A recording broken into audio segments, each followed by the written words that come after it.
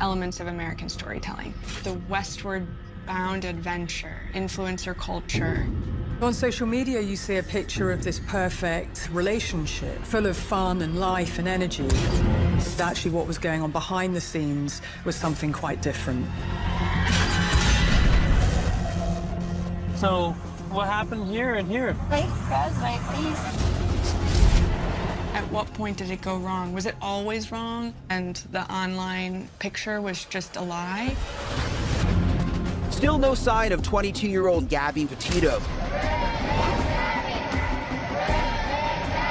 Brian had shown back up at his parents' house in her van, but where was Gabby? I'm asking for help from the parents of Brian. Who leaves with the love of his life and returns without her and doesn't say a word? Who does that? What are you thinking? Helping your son! The Laundries, they had to know something. The Petitos were involved in a legal battle against Brian Laundrie's parents, a lawsuit making some really explosive allegations about who knew what and when. Brian Laundrie called his parents and said that Gabby was gone. And they keep this quiet for weeks and weeks. You had a Romeo and Juliet doomsday scenario. And I think that that's what made it so riveting for so many people.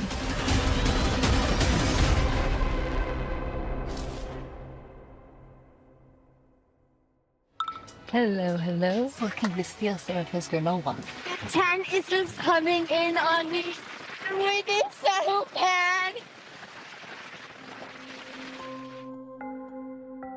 Sorry, I'm like wandering around. I'm just anxious, so I'm just like, let me walk around. How do you feel? As I said, anxious.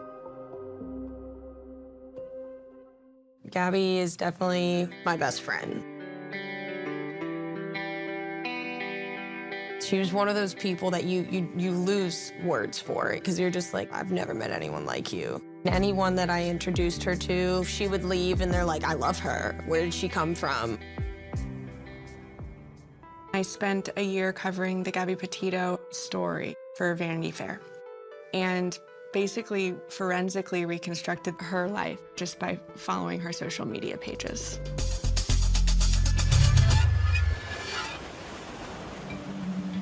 Gabby Petito grew up in Blue Point, Long Island. It's a really small town with a population of less than 5,000 people. Gabby had a very loving home life, but her parents had her when they were quite young, and they ended up going their separate ways and starting new families. And so Gabby grew up a bit of a nomad, going back and forth between her parents' homes. Gabby is the eldest of many siblings and definitely played that role. She was close to all four of her parents. They were all considered her moms and her dads. People who knew Gabby Petito growing up described her as being beautiful inside and out. Gabby loved butterflies. She loved the color aqua blue. She loved the Beatles song, Let It Be.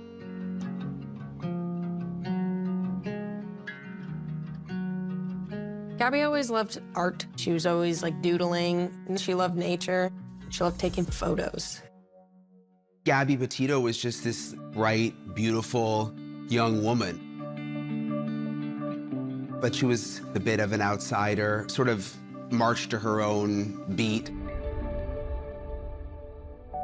Growing up, Gabby seemed to have friends, but she didn't really feel like she fit in completely and spent a lot of time online. Gabby used the internet as a resume, a diary, a mirror. And the more online she went, the less unusual she felt. Brian and Gabby started talking when Brian was a junior in high school and Gabby was a sophomore.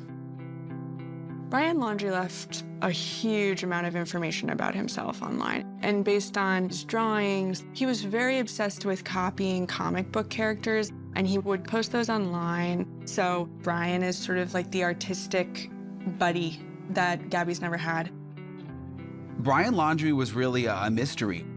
There were not a lot of people that we were able to find who really knew him. anyone who we could identify, they wouldn't speak with us. Brian graduated in 2016 and stuck around Blue Point and got a job. Gabby graduated high school in 2017, a year after Brian, and they stay friends for years, just friends. And by July of 2019, she and Brian are an item.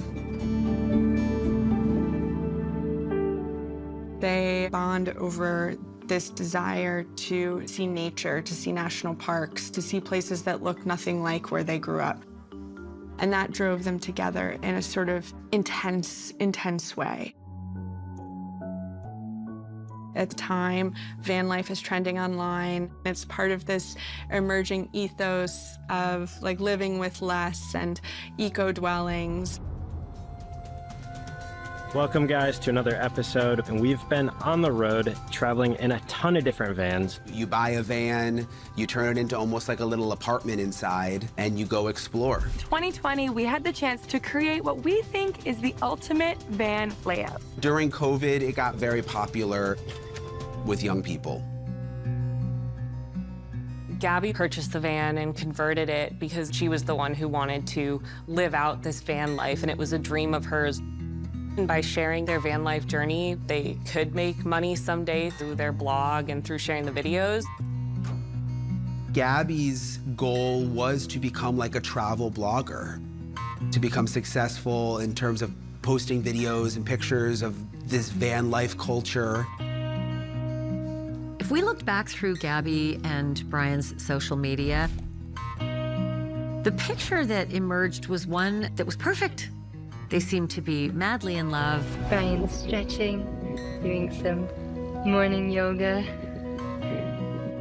Their journey looked so innocent, you couldn't look away. Online, it was a fairy tale life. They were kissing in front of road signs. They were perched on cliffs. But behind closed doors in their van, things were unraveling. Gabby had been talking to her family throughout the trip, and all of a sudden, they weren't hearing from her anymore. The last time that Gabby's parents had any contact with her was August 25th.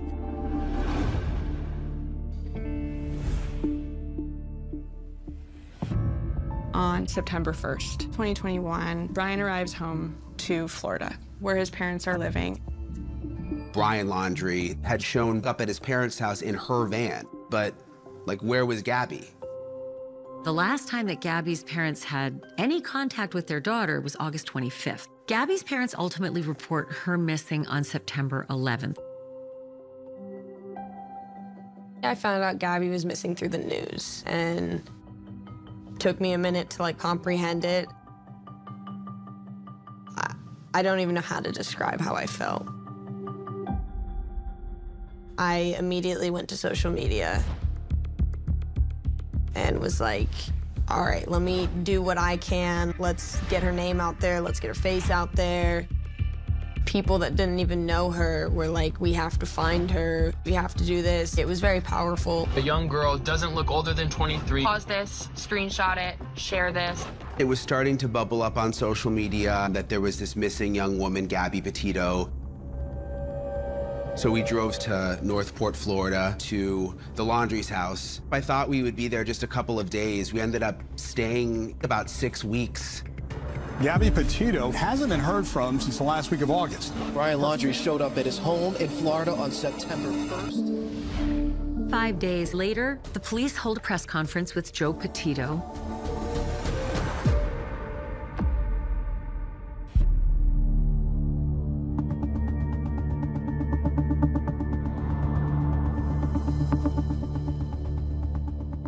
At this time, I'm going to allow Joe, Gabby's dad, to come up and say a few words.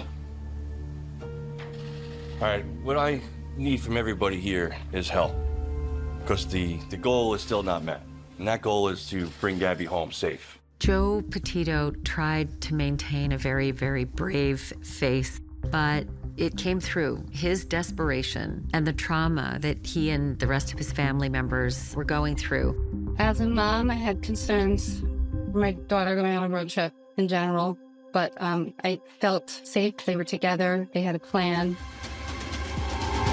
Justice needs to be served. We basically camped out outside the Laundrie's house. It turned into this circus that I really didn't expect.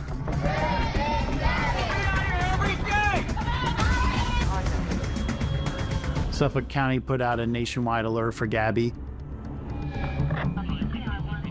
At that moment in the investigation, the goal is to find Gabby alive.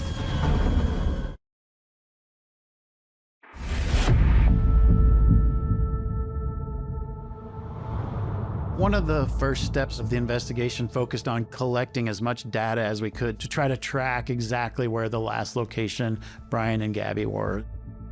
Cell towers, put them in the Grand Teton National Park in Wyoming. The initial general area was almost 20,000 square miles. A thorough analysis led us to the Spread Creek dispersion area, which was the last known location of cellular telephone activity of Gabby Petito. At that point, we set up an on-site command post and started planning for a physical grid search by our search and rescue team.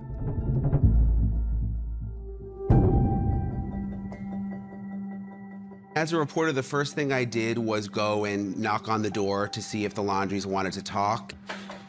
That's when we realized they weren't going to talk. It's important to point out that the boyfriend right now is not a suspect. Police say is not a person of interest, but they want to talk to him, and they say he will not talk to detectives, and his parents, who are in the house behind me, are also not talking to detectives right now.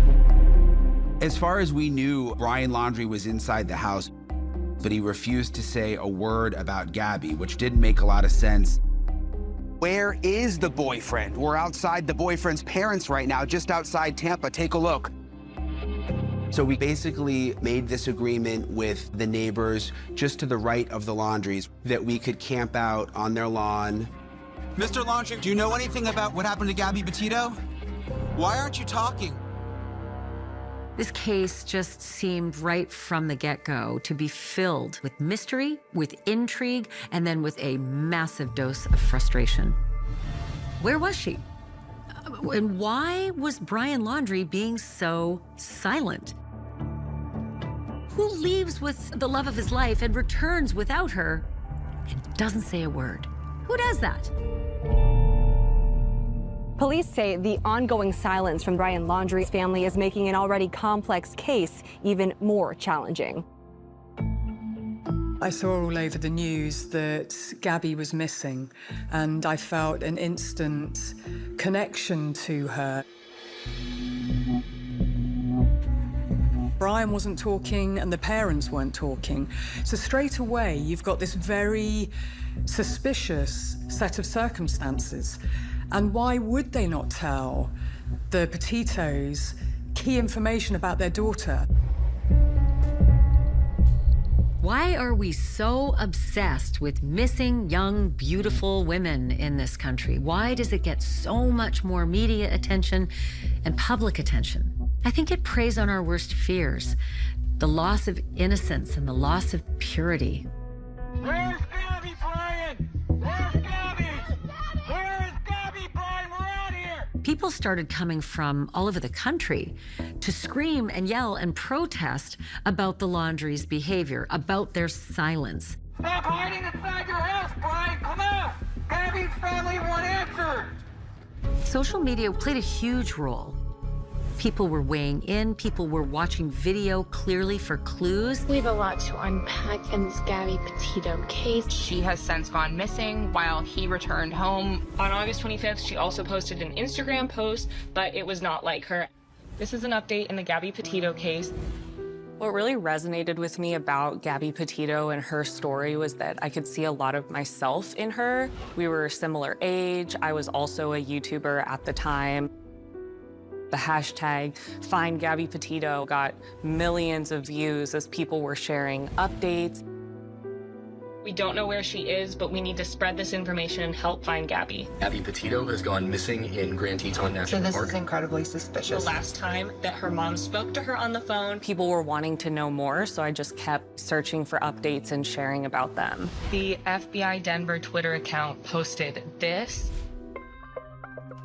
One of the key investigative steps this day and age is to scrub somebody's social media to learn more about them. We did that with both Brian and Gabby in this case. I didn't see anything that would lead us to think anything nefarious had gone on at that point in time. So on social media, you see a picture of this perfect relationship. They're traveling across America and full of fun and life and energy. But actually what was going on behind the scenes was something quite different. You can't keep chocolate in Utah. Not in July. Was the online picture just a lie, or did something happen on this road trip? At what point did it go wrong? Was it always wrong? To truly understand why, we have to go back to the beginning.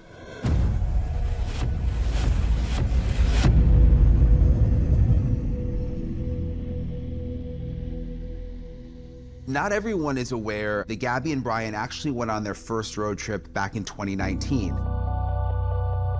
They quit their jobs, they went on a cross-country road trip. It was in Gabby's Nissan Sentra. And in their social media, we can see the beginnings of a toxic relationship. I'm looking at the post that Gabby made about Dallas, Texas. The caption says, "Hello, I'm having a great time." What's interesting to me about this photo is it doesn't yet include Brian.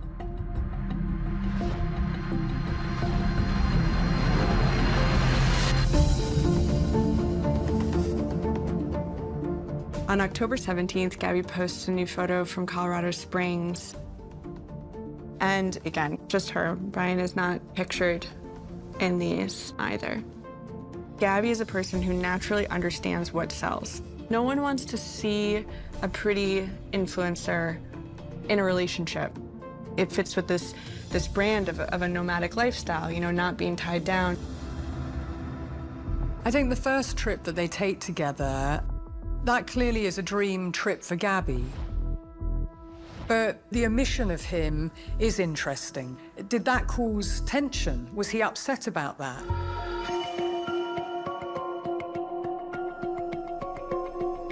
Late October, Gabby and Brian make it to California. While Gabby is getting her fortune told at the Santa Monica Pier, Brian is making a post that says, "LA sucks." And why does he actually feel that way? Is it because Gabby's not posting pictures of him?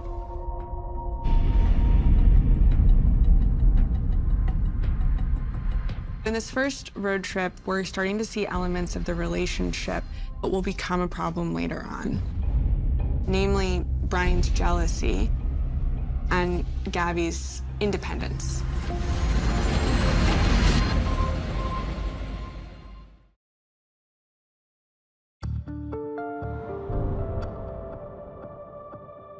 Now to the disappearance of Gabby Petito. The missing Long Island woman is making headlines coast to coast tonight as the case literally stretches across the country.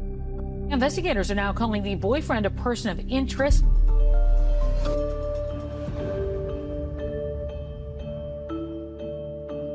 When Brian Laundrie was named the person of interest, the Northport Police Department had primary jurisdiction over the case and were handling the surveillance of Brian Laundrie. They started watching that residence to see if they could find Brian to talk to him. He was seen at one point, but he was never questioned.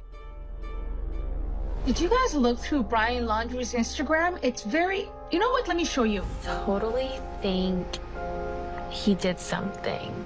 Own up to what you did, and don't act like you're innocent, because innocent people don't run and hide. Almost immediately, the case becomes a social media sensation, and Brian starts being on the receiving end of that attention. People are going to his social media pages, leaving mean comments, harassing him in all these ways. Brian, if you're listening to me right now, let me tell you something. You may have done the wrong thing then. Do the right thing now.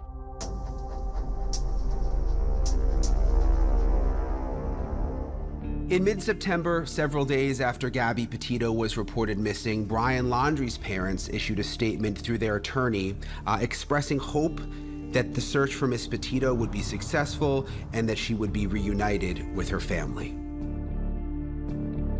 But Brian Laundrie's parents weren't talking to the media or police at that point, and Brian Laundrie was staying totally silent. It seemed really perplexing to everyone that Brian wasn't hauled down to the station and made to answer tough questions.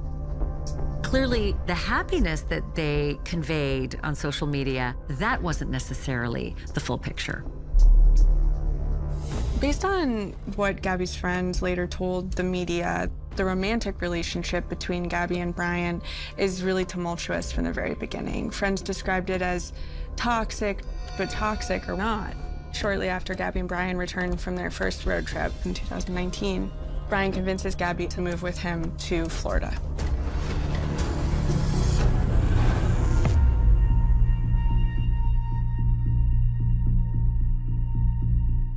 For Gabby, she's leaving behind her friends and her family and that support network. But for Brian, it means that he gets her to himself.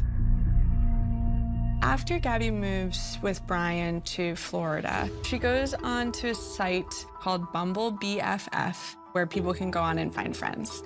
And it's on this site that Gabby finds Rose Davis. I just didn't have friends at the time, and so we matched.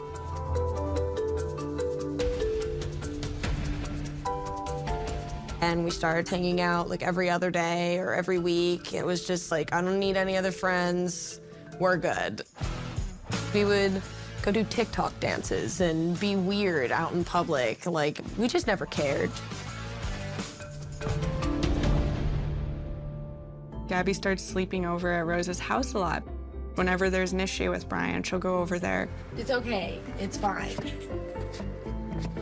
I have the video of her breaking into my room because she locked us out. She fell in the bush a little bit, but we managed to get in. It was great. She got dirt all over my bed. It was fantastic.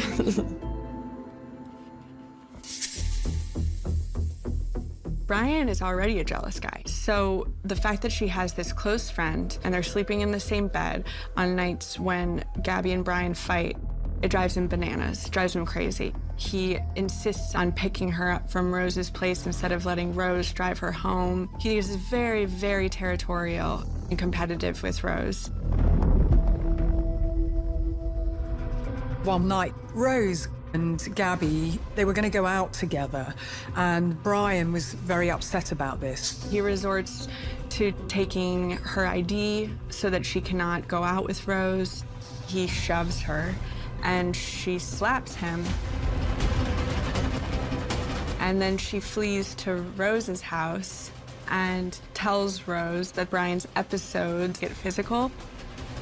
These aren't episodes. This is somebody who's trying to control Gabby. They're only going to get worse. After living in Florida together for a little while, COVID's in full swing, probably a bit stir-crazy. Gabby and Brian come together over the idea of a house on wheels. Van life is all about couples, too. It's an idea that allows Brian to enter the framework of Gabby's online presence. Gabby buys the van. The van is registered in Gabby's name. But this blowout with Gabby and sleeping in Rose's bed, it pushes Brian to the brink where he's like, we need to leave. I need to get her out of here.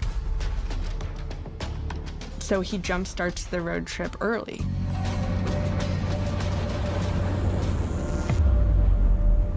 The van life kind of, like, she wanted to do that and she talked about it, but it kind of came out of nowhere.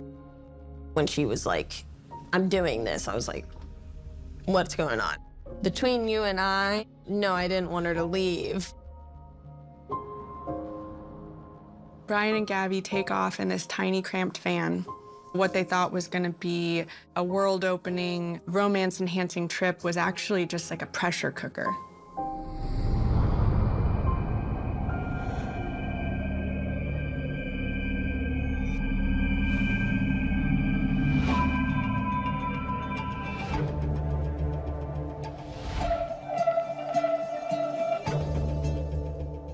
Gabby's first post during the van life road trip is tagged in Monument Rocks. It, to me, speaks to how new this was to her, this sort of influencer thing. But she was getting the hang of that, how to represent herself in a way that was engaging. She was a talented editor, so she was able to edit things to make it look like, you know, that perfect life that everybody hopes that they can have and likes to portray on social media.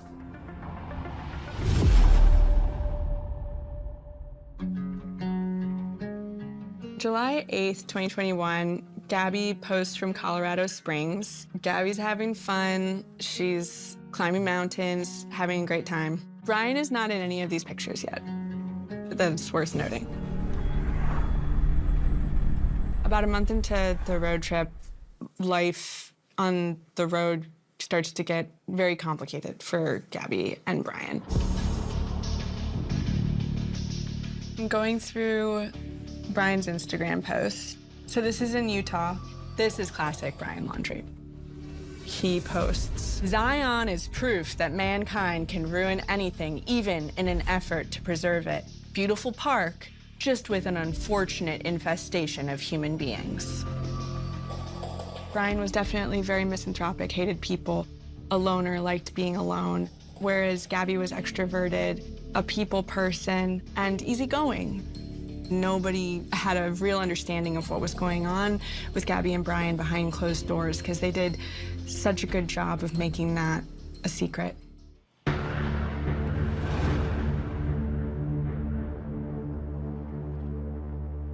On August 12th, about 6 weeks into their road trip, Gabby and Brian go to a coffee shop in Moab around 9 a.m. so that Gabby can work on their van life website. He, for some reason, is infuriated by her trying to do this work. Thanks to the internet, she's connected to the whole world, and he can't stand it. And so he tries to punish her, taking away her phone, taking away her lens into the world. It's this chip. It's the taking of a confident young woman and psychologically undoing her. Grant County Sheriff's Office. I'd like to report a domestic dispute. We drove by and the gentleman was slapping the girl. He was slapping her? Yes, and then he proceeded to hit her, hopped in the car, and they drove off. In my experience, perpetrators never de-escalate. They just drove off. Okay, you said it's a white van? It was white, Florida license plate.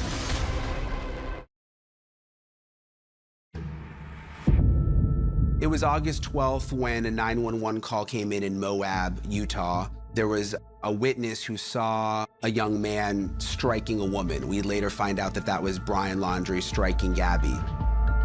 What I think happened on that sidewalk is there was a slap. Gabby retaliated, tried to grab her phone. When she had her phone, she tried to use it to hit Brian. And then he locks the car so she can't get into the passenger door, and she manages to force her way in before he can drive away without her.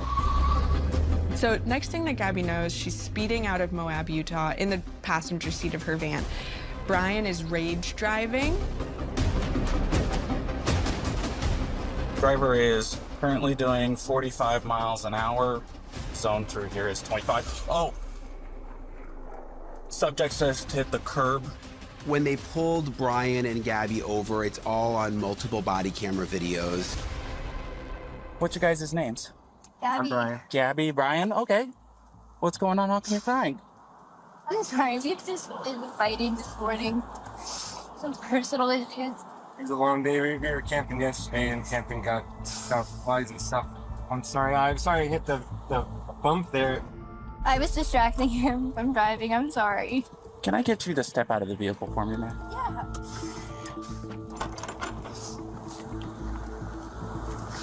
I'm gonna go ahead and close your door. Why don't you come over here? Gabby's very upset. It should be clear that she is the victim right from the start. You want to tell me what's going on? I was apologizing to him and saying, I'm sorry that I'm so mean, because sometimes I have OCD and sometimes I get really frustrated. I'm in a bad mood. I've just been really stressed. I had so much work I was doing on my computer this morning. Gabby Petito started blaming herself for the violence, started making excuses for why she was hurt and that it was her fault because she was OCD. I wonder how many times Brian has said that she's mean, that she's the problem. That's what I often hear from victims. The narrative that then becomes dominant is his, and she's trying to protect him. I've been building my website, so I've just been really stressed, and I don't really believe that I could do any of it. So me need to calm down.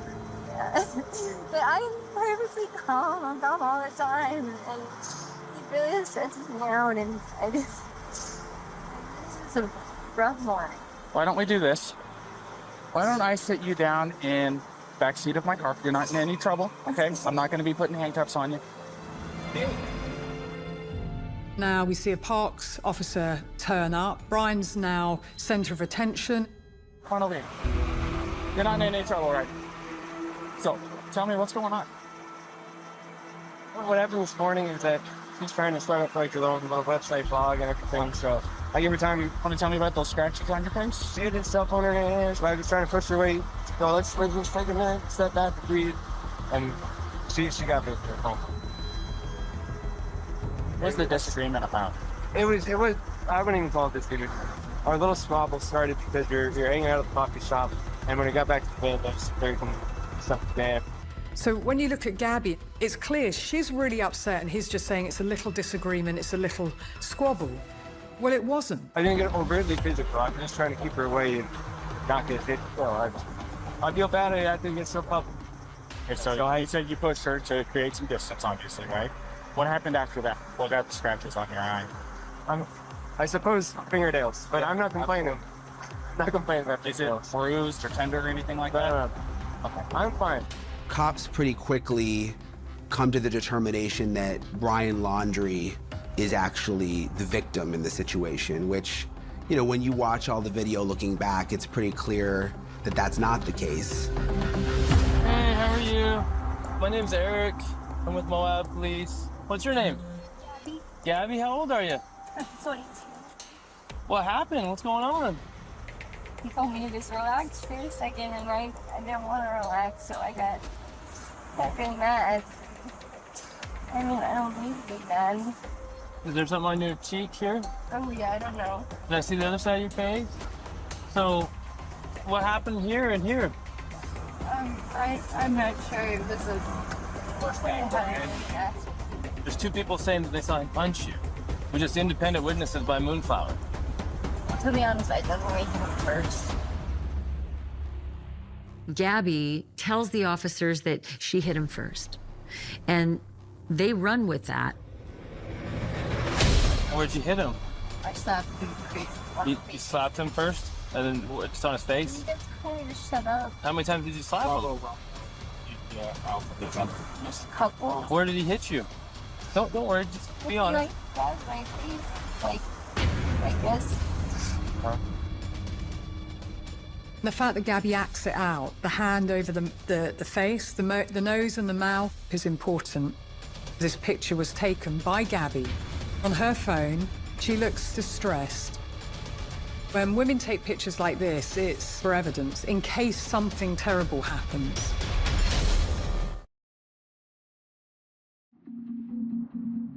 It became crystal clear that just 5 weeks into this cross-country journey, the Gabby Petito, Brian Laundrie love story wasn't what we thought it was. All of a sudden, this fairy tale couple that was sort of enjoying this wonderful, whimsical cross-country trip, now we saw how broken she was and how manipulative he was. He just grabbed you? Did he hit you though? I mean, it's okay if you're saying you hit him, and then I understand if he hit you, but we want to know the truth if he actually hit you. I guess, yeah, but I hit him first. When I saw the video of Gabby crying to these police officers and blaming herself, my heart was broken because In my line of work, this is classic domestic violence. The woman blamed herself. I was yelling at him, and then when he turned their lights on, I kind of punched her. I'm like, there's no. Meanwhile, Brian is nervous, and he's looking at her, and he's looking away. He thinks he's about to get caught, and he wants to know what she's been telling them. And lucky for him, they're not asking her the right questions, and they're only interested in what he has to say. I mean, it goes in an insane direction. I don't take any medication or anything like that. Yeah, do you know if she takes anything? Crazy. No, none that I know of. The minute Officer Robbins says, "You seem manic," what Brian does is then deflect onto Gabby and says, "She's crazy." He then starts to put Gabby under the microscope. He falls into Brian's manipulations. I know how rough this stuff can be. That couple of years. You know, believe me, if I were to say that me and my wife haven't had our share of spouts, I'd be lying to you. You can tell that, you know, they're not viewing Brian as the attacker in the situation. One of the officers is sort of like joking around with Brian. There was this weird little bro thing happening. All the male officers all almost want to high-five him and fist bump him at that point. Women are crazy, we get it, bro. And this whole narrative now starts to become much more sinister. Unless the guy's screaming that he needs to go to jail and did something to this girl, it sounds to me like she is the primary aggressor. So at this point, you're the victim of a domestic assault, even if you... He laughs. He is baffled, and he can't quite believe how this has turned out. And neither can I. One of the things that stuck out in that body cam footage was he was laughing about the entire incident. The demeanor Brian showed on video was concerning, and that's just not something that we see during a domestic incident. Do you guys have enough money for like a hotel room or anything like that? My blood boils just seeing how this is conveyed. You couldn't get this more wrong. I'm gonna get you all lined up. Don't feel like you are making anybody do anything else like that. Brian could charm people and manipulate people. I mean, we just saw on camera him do it to 2 uniformed officers and 2 park rangers. And I know how rough this stuff can be. Like I said, I've been here years. You know, believe me, her anxiety elevates my own anxiety. And sometimes it that's why I'm like, I gotta walk away, I gotta breathe. I'm gonna backfire even more. I mean, this is just maddening to me. He is so pleased that he's pulled this off, and he's got his backpack on, and now he's being given a lift to the hotel. And Gabby, well, she doesn't really matter. I am not going to cite you for domestic violence battery. You're going to be taking the van tonight, and you're going to go somewhere else. I am going to get him lined up for the hotel room tonight. Ready for a ride? Yes, I'm going to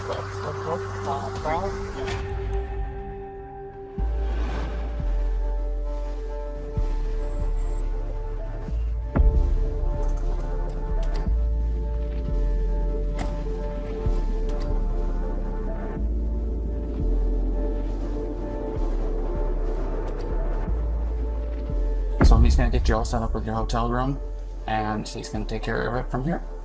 I really appreciate it. Thank you so much for everything. No problem. It's nice to meet you, Brian. Nice to meet you. Have a good one. This just enables him and it green lights him, and it's just a travesty that this happened.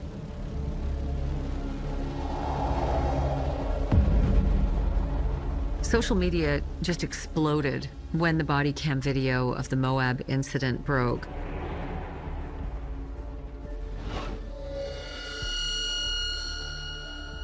People right away realized that Gabby looked to be a distressed victim of domestic violence.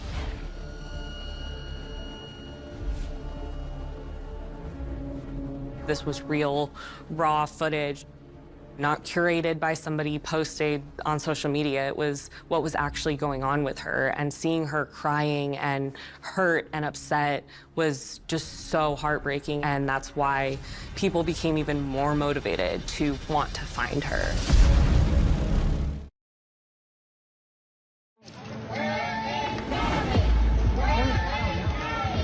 We're outside Gabby's boyfriend's house where we have been for days, and he is still not coming out, and he is still not talking to police, even despite this new body cam video.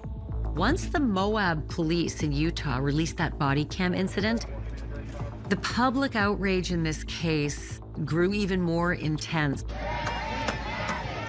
It really struck a chord with other victims of domestic violence. So much so that several of them got in vehicles and drove hundreds and hundreds of miles to just be on the Laundrie's front lawn and put a face to domestic violence. Dirty Laundrie! This house should be burned!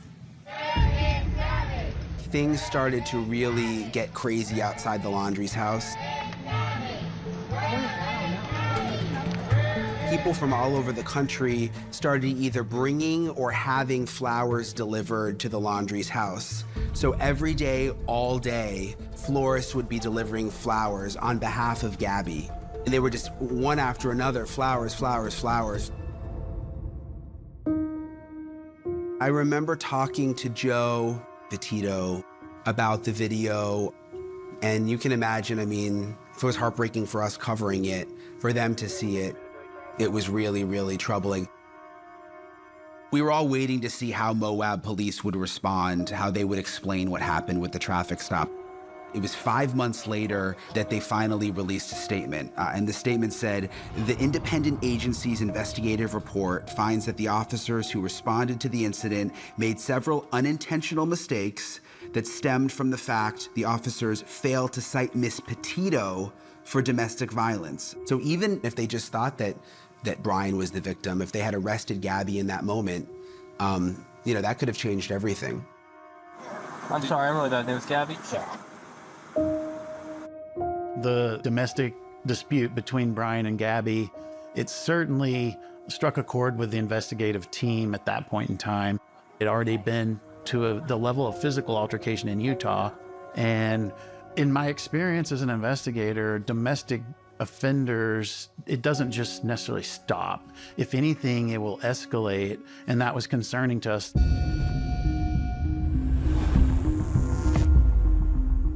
Shortly after the traffic stop, Brian's father pays to have Brian flown back to Florida for about 6 days while Gabby stays behind in Utah. We still to this day don't know what the point of that trip was and can only speculate that they needed a break after this domestic violence. And Brian went home and let this settle down for a little while. The period of time that Gabby spends in Utah without Brian is significant because she is, for the first time in a very long time, alone and able to think without Brian picking fights or getting in her face. This might have been a period of time where she began to think seriously about ending the relationship with Brian. We obtained a lot of cellular data for that time period when Brian traveled to Florida, where Gabby had contacts with old friends, and there's been a theory that maybe Brian caught wind that she was talking to old friends, some of them male, and that could have spun him up or agitated him.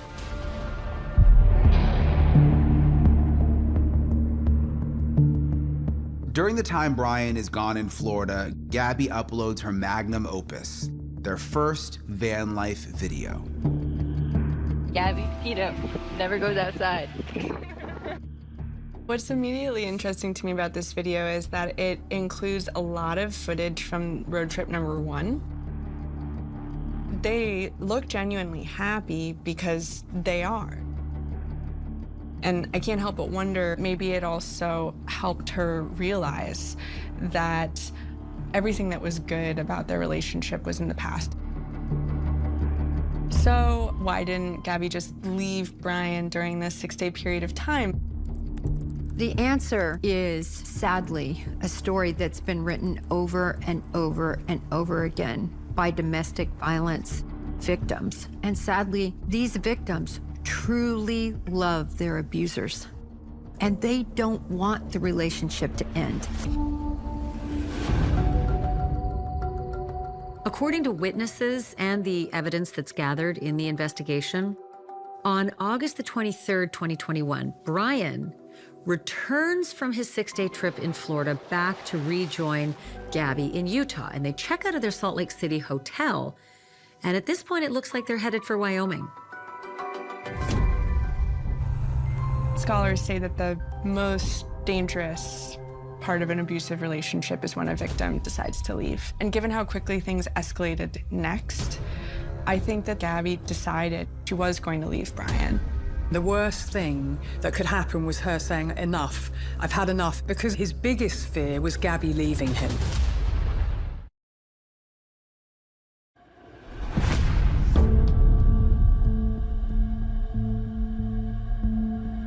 After setting up camp at the Grand Teton National Forest, Brian and Gabby drive about an hour to a Tex-Mex restaurant in Jackson, and they have lunch. They happen to be seated near a couple that witnesses everything that happens next.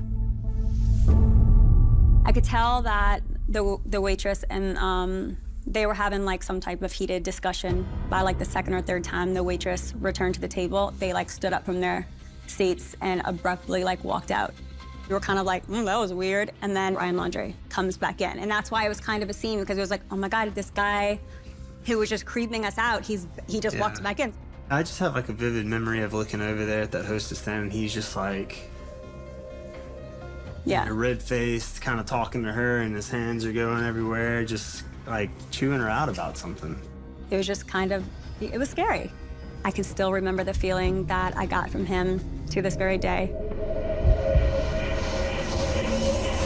According to eyewitness accounts, Brian and Gabby leave without paying or try to convince the restaurant to refund them the money. I can't say for sure what was going on, but why did Brian have this outburst? What was the thing that upset him? And I hope the thing that upset him was that she dumped him.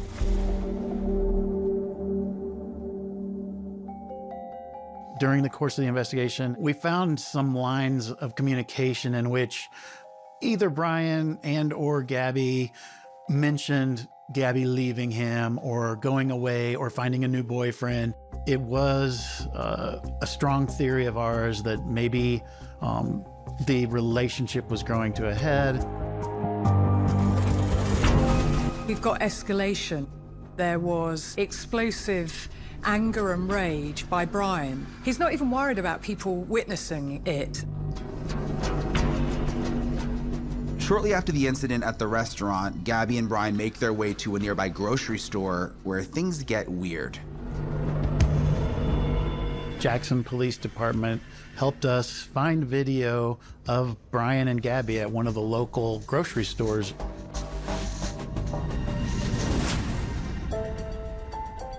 It was crystal clear how angry Brian Laundrie was in that moment. He appeared to slam the door out in the parking lot. So that combined with what had happened at the restaurant, things just were sort of unraveling between Brian and Gabby, it seems. You can see camera footage of them actually entering the store and then walking around the store. They don't make a purchase. You can see they're not really shopping. And finally, I see what appears to be her putting something in her bag and them leaving, and they never go to a cash register to pay. My take, that may never be proven, but it seemed to me that Brian Laundrie was asking Gabby Petito to shoplift. Brian had claimed that he and Gabby had no money. It's not true.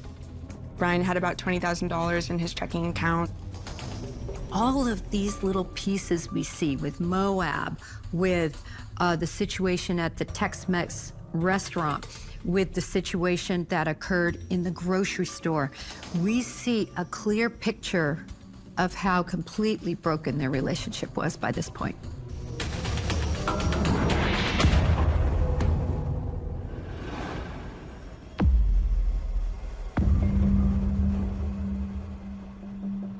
And if Brian Laundrie turns out to know more than he's saying right now, he might have to actually face charges in each of those jurisdictions, which means extradition and a domino effect of legal problems all over the country. There were a lot of twists and turns in this case.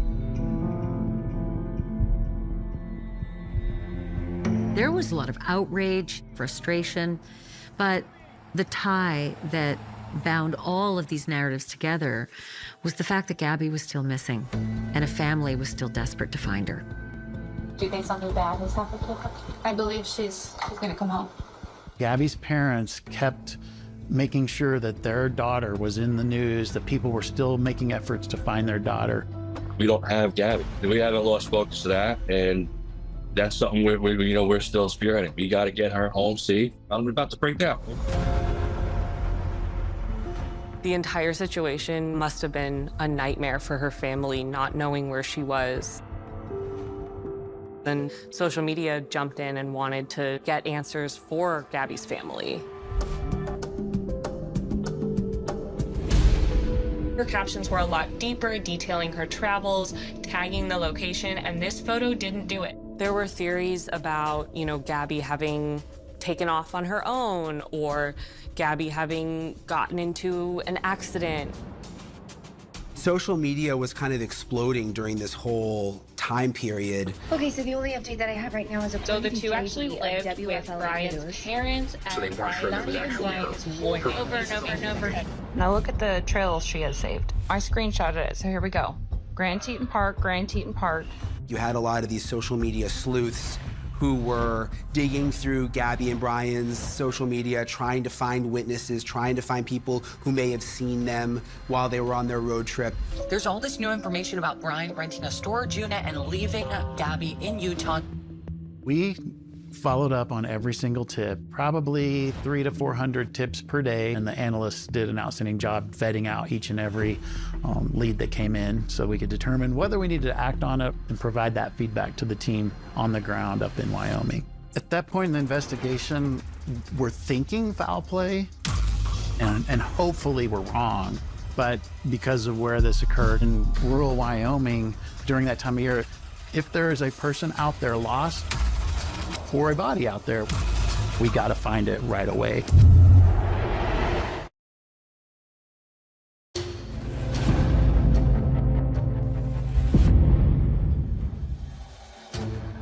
News Nation correspondent Brian Enton is live for us tonight in Northport, Florida. Brian, is Brian Laundrie in that home behind you tonight? Well, Marnie, just within the last 2 minutes, this story has taken a very, very strange and dramatic turn. Apparently, we have just learned police do not know where Brian Laundrie is right now. Suddenly, Brian Laundrie was missing, where it was like, oh my gosh, this story has gotten even crazier. This was like gasoline being thrown on an inferno. The story was already blanketing the headlines. Tonight, all eyes are on one house in a Florida neighborhood. And suddenly, it goes nuclear. Brian Laundrie is missing? How did that happen? I mean, we all thought he was inside the house. This is his house behind me. Brooke, what are you thinking? Helping your son? We've been watching the house for days. Tonight, the police showed up at the house. The FBI showed up at the house. They went inside the house. They came back out. They got evidence bags. They went back in. The weirdest thing about him missing was we were all out there, and there were FBI agents outside the house in unmarked cars. There were cameras in the trees. It didn't make any sense. Brian Laundrie was able to come out the front door, get into the Mustang in the front driveway, pull out of the driveway, and drive off. All unnoticed. The Northport police, who were supposed to be watching the house, somehow believed that it was Roberta Laundrie. Now, I don't know how you mix those two people up. There was a lot of frustration from people all over the world thinking like, gosh, did they drop the ball? Like, how did Brian Laundrie just drive away? Brian was missing, and the shockwaves that sent through all of us who are following this investigation were massive. Brian is nowhere to be located. They do not know where he is. The police did not announce an exact time frame, but the last time that they saw him was on Tuesday. It was like, how could he be missing? He's the one that has answers about Gabby and what happened, and he's gone. When I first learned that Brian's parents had reported him missing, I felt like he had escaped the country. That's what the theory, oh, maybe he's on the run and this is bigger. Initially, there was no specific location given of where Brian was, so people all over the country were looking for him. I was getting like direct messages in my Twitter, like every day, all day, of people who thought that they had seen Brian Laundrie. How confident are you, I mean, that seeing pictures of Brian Laundrie, that it was definitely him? He had that black beard and black mustache. I'm just 100% confident. The rumors on social media were going crazy.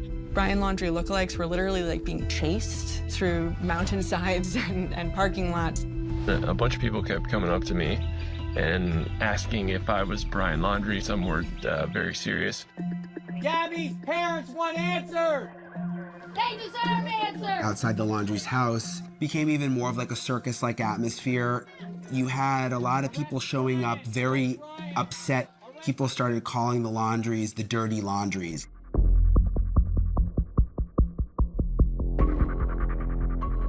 They would bring laundry baskets and put them out on the lawn to sort of like, you know, represent the dirty laundries.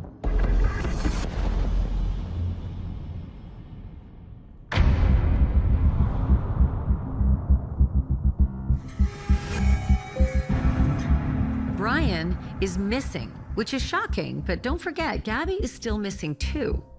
So while police in Northport, Florida try to figure out what happened to Brian Laundrie, 2,000 miles away in Wyoming, hundreds of law enforcement officers start a massive ground search for Gabby Petito. We initiated that physical search for Gabby in the Spread Creek dispersion area on September 18th, 2021. This area in Wyoming is extremely rural.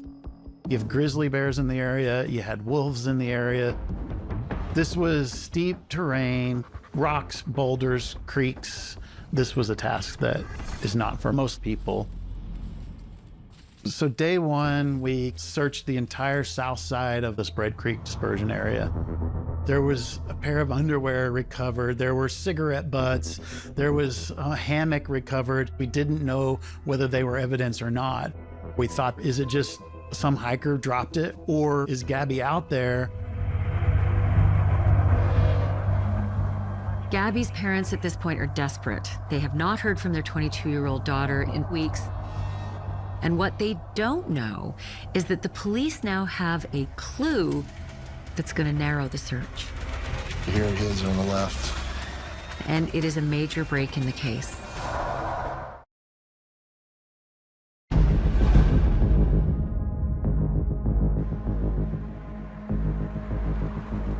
As we were still searching for Gabby there in Wyoming, law enforcement was also searching for Brian Laundrie. He was reported missing from the parents, and they said he had gone on a hike at the Carlton Reserve. Law enforcement searched the park, full throttle, with all resources. The Carlton Reserve, which is about 15 minutes from the Laundrie's house. It's this big wildlife reserve, a swamp, alligators, mosquitoes. The Carlton Reserve is massive, like the size of Manhattan. It's one thing to go for a walk. It's another thing to try to find a missing person in there. It's like a needle in a haystack.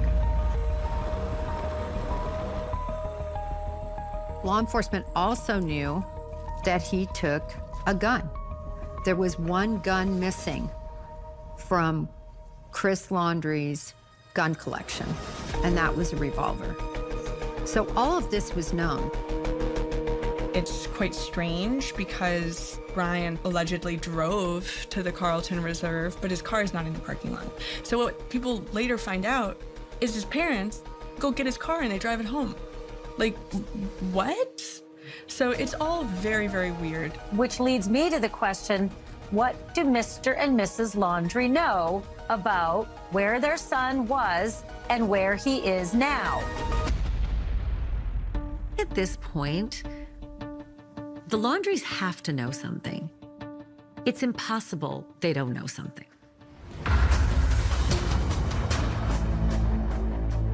Social media certainly pays off. There's pros and cons to it, but it was essential in the search for Gabby in Wyoming. One of the key tips that we received and located was from the Bethunes. This is a couple who were internet entrepreneurs and had allegedly been in that area and believed that they had captured video of Gabby and Brian's van. On August 27th, 2021, we got camera footage going through the Grand Tetons Park. The Bethunes had a dash cam that was constantly rolling. So they thought, let's go back and look through all of our raw video from the dash cam on this one dirt road, pretty much in the middle of nowhere. Here it is on the left. Gabby Petito's van is right there on the side of the road. So they put the video on social media. And I slowed it down so you can possibly see it a little bit better. When they were editing the footage, they couldn't believe what they saw. They actually saw the van.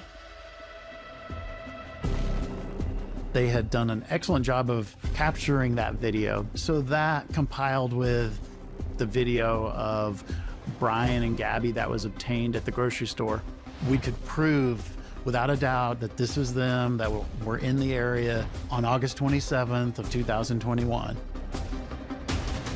The Bethunes video, that really cracked the case open. We took that tip and we were able to do some overlay of mapping technology to determine exactly where that van was parked. So we scheduled the day 2 search, which was just north of where that van was located. That morning on September 19th, I don't know why, we felt like that was the day that we were going to find Gabby.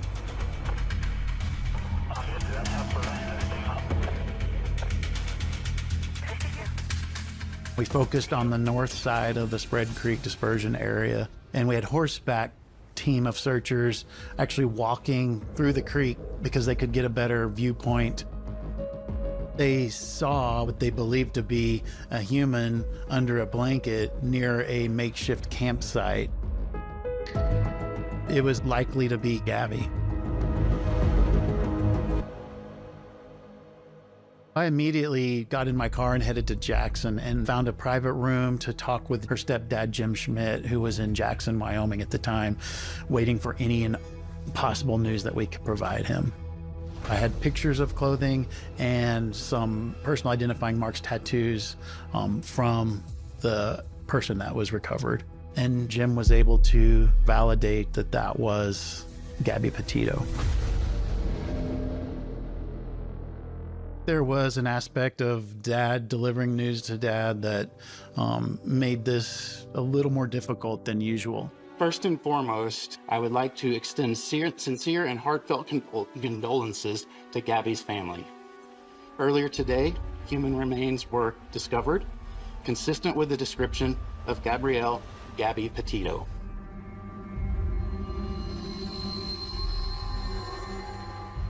At the end of that day, I went back and I called my own family. I called my 2 boys that were about the same age at that time, and then I went on a long run. We will never know how Joe Petito processed that news personally.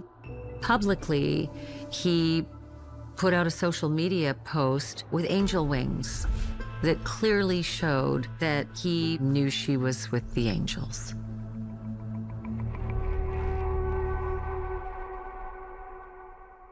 I got a message from some news station that said that they had found a body. And I remember I felt pain I'd never felt before. And I don't know, I ended up on the floor somehow. And I was just screaming and yelling and mad. I was so mad. And it took me time to then be grateful because they found her. And my biggest fear was never finding her.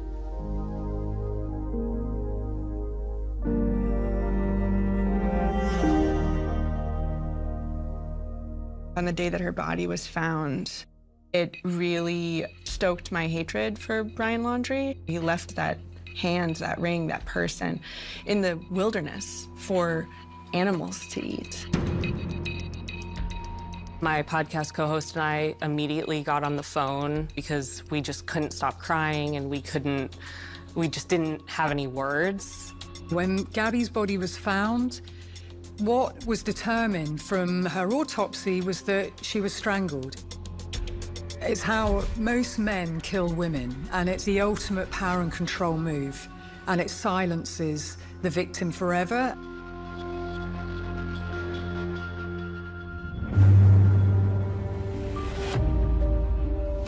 Nobody will ever know exactly what happened during this trip to Wyoming. The investigation revealed that her laptop was last used on August 27th. It basically timed out around 11:30 p.m. I think he decided that if she wasn't going to be with him, that she didn't get to exist, and he strangled her to death. She died in pain, and she died afraid. If this were anything like an accident, the first thing that you would do is call for help and assistance, but that's not what he chose to do. One of the first things that Brian Laundrie does is call his parents, and his parents immediately retained a lawyer. He intended to kill her. He intended to control her. He intended to silence her. He was a clear actor in that, and what's more, he tried to cover it up.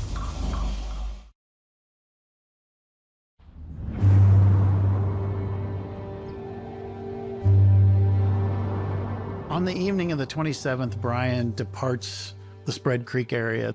Brian's phone begins to ping in another area of the park on a different tower. Gabby's phone did not leave the van.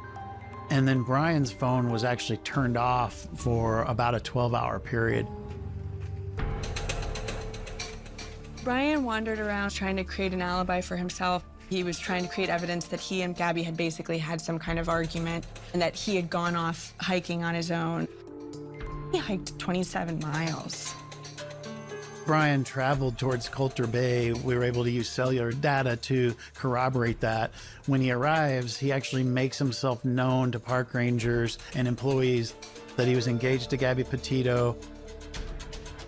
From Coulter Bay, he hitchhiked back to the van. The next time Brian was seen in public, it's by Miranda Baker. And Miranda created a TikTok post about her encounter with Brian once she figured out who Brian was. And that really helped the investigators to piece together Brian's movements after Gabby was killed. We picked him up at Coulter Bay at 5:30.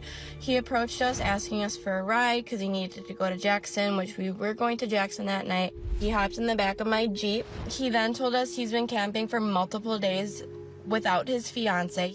The logical reason for Brian to even return to the scene would be to get the van so that he could go home. Brian hops in Gabby's van and starts driving back to Florida without Gabby, using her phone and his phone to send text messages back and forth to try and solidify this alibi. In the pretend conversation between himself and Gabby, she became the aggressor. Brian's side of the texting was, you know, I love you, I want you back in my life, I want things to work out.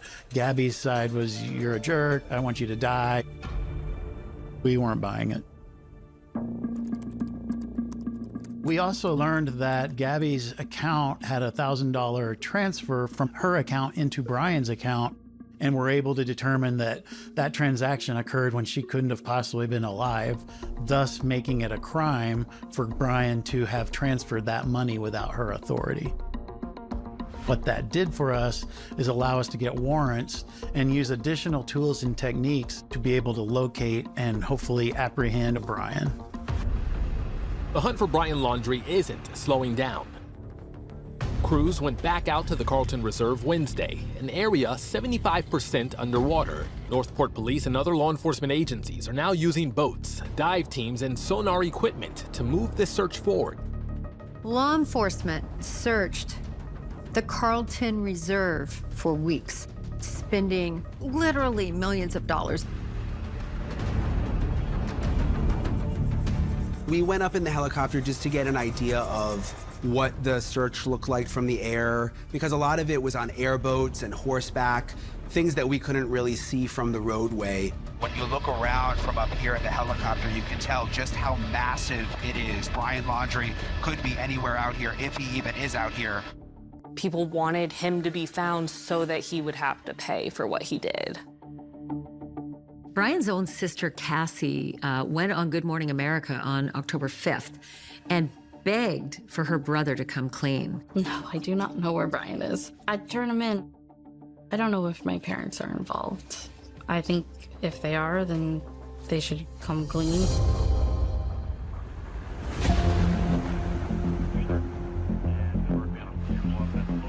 After about 5 weeks, law enforcement had to say, it's time we move on.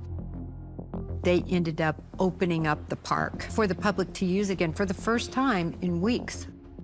The next day, Chris and Roberta Laundrie were accompanied by a federal agent and a local officer as they walked the Carlton Reserve to look for themselves. Chris and Roberta know their son, and they know the places that he liked to go out there, and they'd been out there with him before.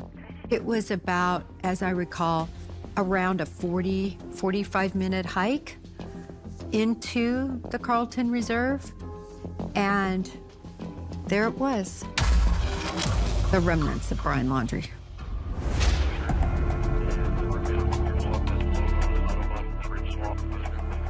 On October 20th, it becomes official when investigators in Florida announced that they have found the remains of Brian Laundrie in the Carlton Reserve. Earlier today, investigators found what appears to be human remains, along with personal items belonging to Brian Laundrie.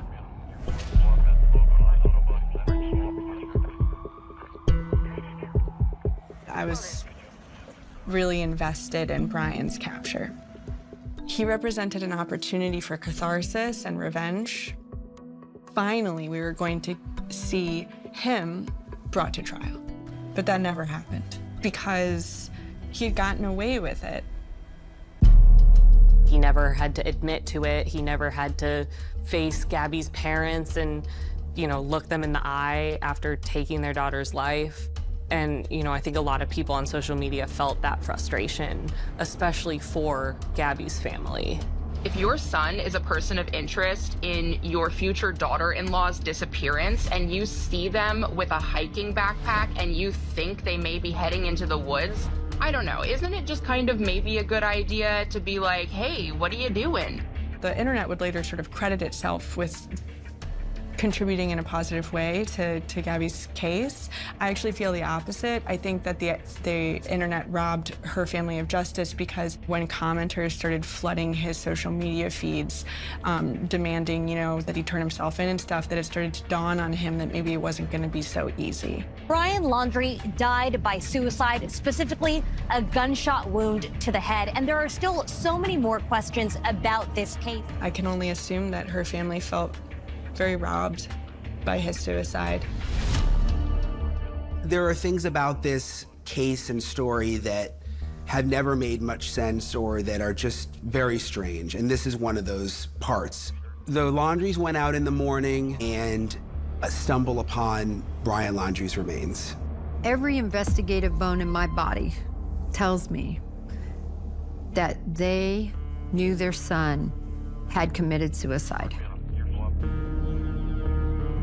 Alongside Brian's remains in the Carlton Reserve, they find a backpack, they find a notebook, and they find a gun. And contained in that notebook is a confession. This was what he wrote in his account.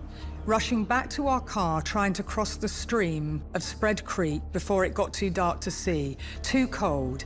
I hear a splash and a scream. I could barely see. I couldn't find her for a moment, shouted her name. I found her breathing heavily, gasping, and she was freezing cold. And then he says, I don't know the extent of Gabby's injuries, only that she was in extreme pain. I ended her life. I thought it was merciful, that it is what she wanted. And if this were this, merciful killing, which is a fantastical thing to say, why would you leave your loved one there? And he lied and he lied again. Ultimately, the confession that Brian wrote out is just a rambling pile of garbage. He won't admit to murdering her. He's only admitting to a mercy killing. What a prince.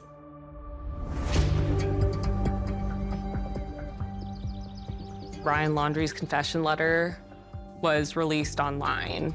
The whole story is likely fabricated. People are calling BS on this confession altogether. I think it frustrated everybody online who wanted justice for her because he really didn't tell the truth. He didn't confess. He continues, I see now all the mistakes I made. I panicked, I was in shock, but from the moment I decided, took away her pain, I knew I couldn't go on without her. Gabby, we lost our future. I can't live without you. A lot of Brian's behaviors, they're characteristics of psychopathy. The fact that he took no responsibility for his own behavior, the fact that he lied so many times on the police stop. He showed no remorse, never saw any remorse or empathy towards Gabby. He strangled her. That was his ultimate way of controlling her. Some really explosive allegations about who knew what and when. For the first time, the Petitos came face to face with the Laundries. Christopher Laundrie Brian disclosed to him that Gabby was gone and that he needed a lawyer.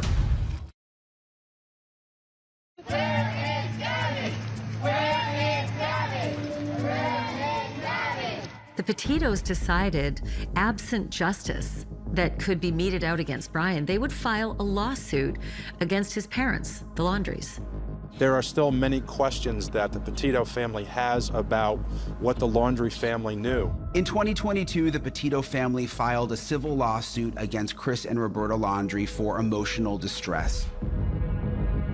They claim that the Laundries hid the fact that Brian had killed their daughter. This lawsuit from Gabby's parents, they claim that the Laundries knew that Brian killed Gabby, and they are seeking damages for intentional infliction and emotional distress.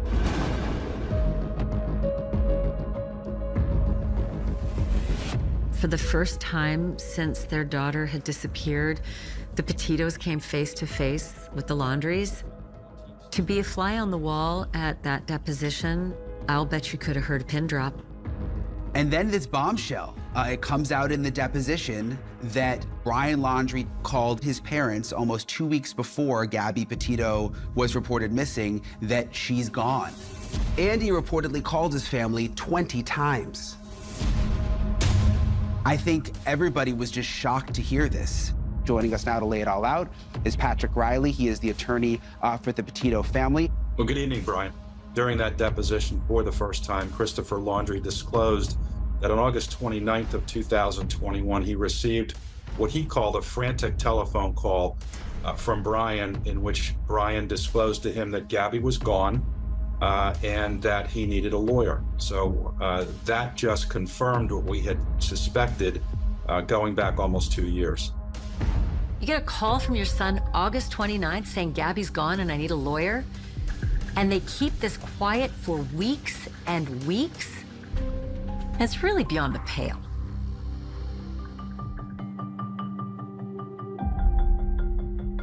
The Petitos have told me directly that they do not want to settle. They want to go to trial with the Laundries. They feel like this is their sort of one shot at justice for their daughter.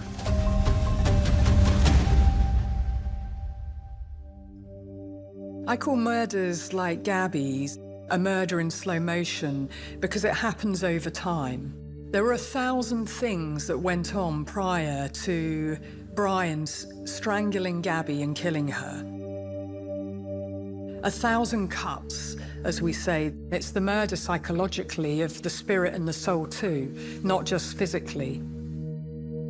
The fact that it didn't fit that stereotypical portrait of abuse made it harder to recognize it for what it was. Be honest. Like this. I think it's on us as a society for not framing certain elements of coercive control as violence, whether or not it ends in bloodshed. I think what's so tragic about Gabby's story is that, sure, it's a cautionary tale if we know all the signs. But not everyone knew all the signs.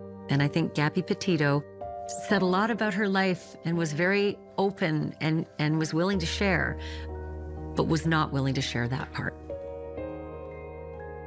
The Gabby Petito story changed my life and my career. We started a missing series at News Nation where we highlight missing people every week. I've become passionate about domestic violence awareness and covering those stories also. Gabby's dad, Joseph Petito, he's really working hard to make sure that Gabby's legacy lives on. The Gabby Petito Foundation has not only done a lot to help victims of domestic violence, but have also helped so many missing persons. And there wasn't justice, but Gabby's legacy can live on.